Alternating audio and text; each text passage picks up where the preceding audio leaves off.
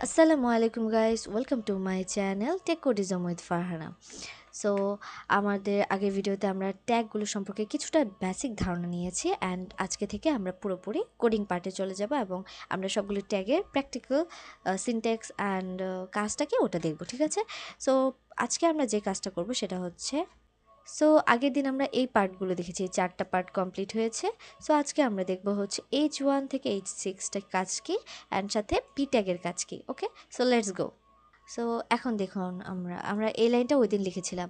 আর আমি এখানে স্টাইলটা কেন ইউজ করেছি, এটা জাস্ট হচ্ছে আমি ইনলাইন সিএসএস ইউজ করেছি। এটা জাস্ট ইউজ করেছি আমরা যাতে ডিফারেন্সটা বুঝতে পারি যে আমার কালার চেঞ্জ হচ্ছে কি হচ্ছে না, অ্যান্ড ডিফারেন্ট টাইপের কালার দিলে আমাদের বুঝতে একটু সুবিধা হবে, ঠিক আছে? সো এখানে H1 দিয়েছি। H1টা আমি ফার্স্টেই লিখে ফেলেছিলাম, তো আমি আবার নতুন করে স্টার্ট করি। ওকে, সো দেখুন এখানে নাই হয়ে গেছে, কারণ আমি এখানে বডির আমাদের সব কাজ কি মেইন কাজটাই হচ্ছে বডির মধ্যে আমি আলাদা করে দিলাম। সো আরেকটা জিনিস দেখে এখানে আমি কমেন্ট লাইনটা লিখে রাখি। ওকে, কমেন্ট লাইনটা আমি আরেকটা ভিডিও দেখাবো, এখানে আমি দেখাবো না। সো চলুন H1। ওকে, H1 সাপোজ দিলাম আমি। এখন H1-এর ভিতরে আমি কিছু লিখবো। সো আমি সাপোজ টেক কোডিজম উইথ ফারহানাই লিখি। ওকে, টেক কোডিজম উইথ ফারহানা দেখুন। সো আপনি জাস্ট সেভে ক্লিক করবেন আর এখানে অটোমেটিক চলে আসবে, ঠিক আছে? এটা হচ্ছে লাইভ সার্ভারে কাজ করতেছি, 5 সার্ভার। লাইভ সার্ভার না, এটা 5 সার্ভার। ওকে, আর এখানে পাশে আমার আবার লাইভ সার্ভার আছে, বাট আমার 5 সার্ভারটা ইজি মনে হয় বেশি। ওকে, সো তারপর এখন এটাকে আমি জাস্ট কপি করব না, আমি আলাদা করেই দেখাই। H2। ওকে, আমি এটা জাস্ট বসিয়ে নিয়েছি, এখন এটাকে জাস্ট কপি করে বসিয়ে দিব। ওকে, অ্যান্ড সাথে এখানে 1 দিয়ে দিই, তাহলে আমার বুঝতে সুবিধা হবে যে কোনটা 1 2 এর জন্য কাজ হচ্ছে। ওকে, 6টার জন্য আমি 6টা আমার আমার কাজ করা লাগবে কি ট্যাগ হেডিংয়ের ট্যাগ কাজ করে কত পর্যন্ত, 1 থেকে 6 পর্যন্ত। সো আমি 1 থেকে 6 পর্যন্ত আমার ট্যাগগুলো বসিয়ে নিয়েছি। এখন একটা সেভ বাটনে ক্লিক করে লুক, আমি একটু বড় করে দেই সাইজ, তাহলে বুঝতে সুবিধা হবে। দেখুন 1 2 3 4 5 6 কোন হেডিংয়ে কোন কেমন ধরনের সাইজ দেয় সেটা দেখুন। এখানে সিস্টেমটা নর্মালি মনে হয় কি 1-এ একটু ছোট থাকবে, 2 একটু বড় থাকবে, এরকম আস্তে আস্তে বাড়তে থাকবে, মানে অ্যাসেন্ডিং অর্ডারে বাড়বে। কিন্তু এখানে ডিসেন্ডিং অর্ডারে দেখুন, 1-এ হচ্ছে সবচেয়ে বড়, 2-তে আরেকটু কম, এবং 6-এ গিয়ে একবারে কম দেওয়া হয়েছে। ওকে, সো আমি এখন এখানে একটু কালার ডিফারেন্স করে দিই, স্টাইল, সো দেখতে একটু সুন্দর লাগবে। Colour blue. ওকে, সো এখন আমি সবগুলোতে কালারটা দিয়ে দিই অ্যান্ড তারপর আমি চেঞ্জ করে দিব। আপনি একবার এখানে ক্লিক করবেন আপনি যেখানে আসলে বসাতে চাচ্ছেন, এবং যদি সবগুলোতেই বসায় তাহলে আমি বারবার তো লেখার দরকার নেই। তো আপনি কি করবেন, অল্টারে প্রেস করে একবার তো বসিয়ে রেখেছেন এবং সেই অনুযায়ী জাস্ট এভাবে ধরে যাবেন। দেখুন এখন জাস্ট কন্ট্রোল ভি প্রেস করে দেখুন সবগুলোতে সেম এসে পড়েছে, এবং যদি সেভ দিই তারপর দেখুন কালার চেঞ্জ। এখন সব তো এক কালার দিলে ভালো লাগবে না, সো আমি এটাকে রেড করে দেই। সো দেখুন সবগুলো ডিফারেন্ট ডিফারেন্ট কালারে ডিফারেন্ট ডিফারেন্ট শেড চলে এসেছে, তাই না? এটা আমাদের বুঝতে আরও ইজি করে দিচ্ছে। অ্যান্ড তাহলে আমরা এটা কি বুঝতে পারছি, এটা হচ্ছে আমাদের হেডিং ট্যাগ। অ্যান্ড এটাতে আমি কমেন্ট লাইন ইউজ করতে পারি, তাহলে আপনি আরও ভালোভাবে বুঝবেন। বাট আমি কমেন্ট লাইনের পার্টটা যখন দেখাবো তখন এটাতে দেখিয়ে দিব, তাহলে আপনাদের দুটো জিনিস ক্লিয়ার হয়ে যাবে, বাট আলাদা ভিডিওতে দিব। আর এখন সাথে আমরা দেখব হচ্ছে প্যারাগ্রাফের।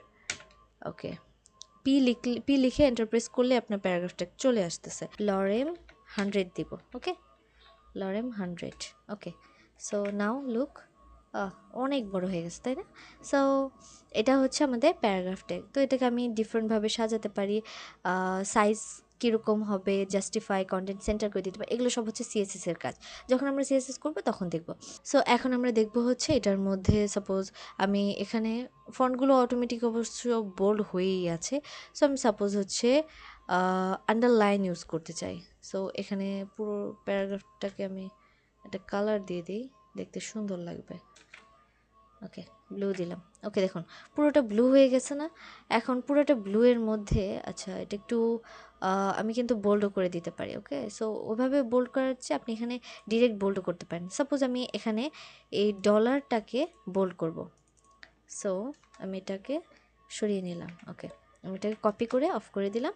এখন বি লিখলাম, বি লিখে এন্টার প্রেস করুন, বোল্ডের ট্যাগটা চলে এসেছে। এখন সেভ দেন। লুক, এটা বোল্ড হয়ে গেছে। এখন সাপোজ হচ্ছে আমি এটাকে আবার আন্ডারলাইনও দিতে চাই, সো এখানে আমি ইউ লিখে বোল্ডের ভিতরে আমি ইউ লিখলাম, তো তারপর হচ্ছে সেভ দিলাম, লুক আন্ডারলাইন হয়ে গেছে। এটা যে জাস্ট এখানে ইউজ করতে পারবো এরকম না, সো আমি একটু অন্য জায়গায় করেও দেখাই আন্ডারলাইনটা। সাপোজ উপরের দিকে দেখাচ্ছি কারণ লাইন নইলে হারিয়ে যাবে। ওকে ওকে ওকে, এইটা এই যে দেখুন এখানে সেম লাইন আছে। আচ্ছা, ল্যাবোরিজম, তো এটাকে আমি জাস্ট কপি করে ডিলিট করে দিলাম। এখন এখানে ইউ লিখে এন্টার প্রেস করলাম।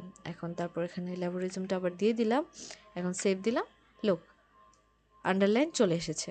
ঠিক আছে, তো আমরা এভাবে করে bold, underline and different different কাজ আমরা এখানে ইউজ করতে পারবো। আমাদের যেটা দরকার আমরা ইটালিকও করতে পারবো। তো আমি এখানে দেখতেছি যে আচ্ছা, এই যে আমরা লাইনটা পেয়েছি, এই ওয়ার্ডটা দেখুন এখানেও আছে।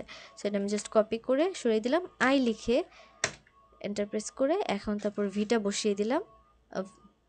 ভি বলতে মানে কন্ট্রোল ভি চেপে আমি আবার ওই লাইনটা বসিয়ে দিলাম। এখন সেভ দেন, চেঞ্জ হয়ে গেছে কিন্তু এটা একটু বুঝতে প্রবলেম হচ্ছে, তো আমি ইটালিক বোল্ড করে দিই ইটালিকের মধ্যে, তাহলে আপনার বুঝতে সুবিধা হবে। আন্ডারলাইনও দিলাম, বোল্ডও দিলাম, ওকে সব দিয়ে দিয়েছি একটার মধ্যে।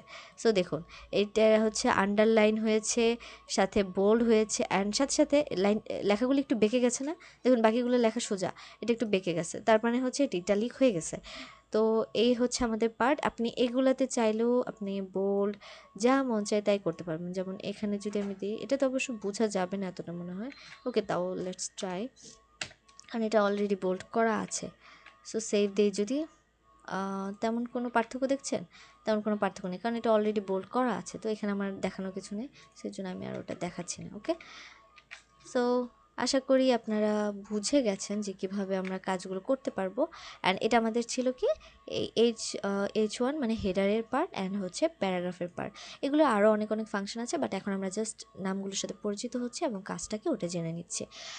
তো আজকের মতো এখানে বিদায় নিচ্ছি, এবং নেক্সট ভিডিওতে আমি কমেন্ট লাইন কীভাবে লিখতে হয় বা আসলে কাজটাকে সেটা নিয়ে আলোচনা করবো। অ্যান্ড দেন ধাপে ধাপে আমরা নেক্সট ট্যাগগুলো ইউজ করা শিখবো।